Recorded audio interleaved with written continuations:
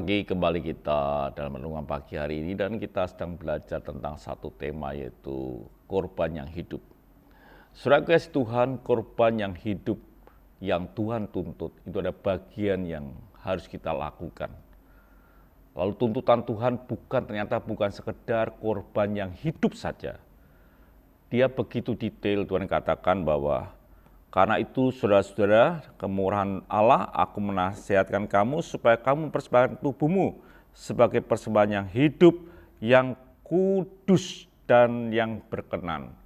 Ternyata ada satu bagian, satu nilai, satu level yang harus terjadi di dalam hidup kita adalah mempersembahkan korban yang hidup, yang kudus. Kata kudus itu sesuatu yang tidak bercacat dan tidak bercela. Itu yang harus diberikan kepada kita. Artinya kalau hidup kita ini sebagai korban yang hidup, yang setiap hari kita ini ibadah sebagai korban, yang Tuhan tuntut adalah juga korban yang kudus dan yang berkenan. Ini yang harus terjadi dalam hidup kita. Artinya hidup kita hari lepas hari harus berkenan di hadapan Tuhan, harus kudus, harus benar di hadapan Tuhan. Dikatakan dalam Imamat 1 ayat yang ketiga, jikalau kamu mempersembahkan merupakan korban bakaran dari lembu, haruslah ia mempersembahkan seekor jantan yang tidak bercela, ia harus membawanya ke pintu kemah pertemuan supaya Tuhan berkenan akan dia. Jadi kalau dalam perjanjian lama dikatakan bahwa satu korban yang tidak bercela. Artinya bahwa tidak ada celanya, tidak ada cacatnya, betul-betul satu korban yang baik. Nah, ini yang Tuhan minta di dalam kehidupan kita, bahwa hidup kita ini harus betul-betul hidup yang baik.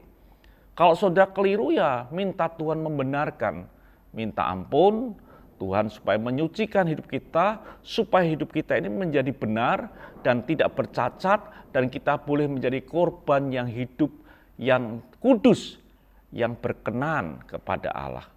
Jadi hidup saudara harus benar, betul-benar di hadapan Tuhan, tidak bercacat dan tidak bercela. Bagaimana dengan kehidupan saudara sebagai orang-orang Kristen? Bagaimana dengan hati saudara? Apakah hati saudara bercacat? Masih memiliki dendam, iri hati, kemarahan, dan banyak hal yang ada di dalam hidup kita. Kalau itu terjadi, saudara tidak akan menjadi korban yang berkenan. Saudaranya korban yang hidup tapi bercacat. Nah, kalau korban yang hidup tapi bercacat, dia tidak berkenan.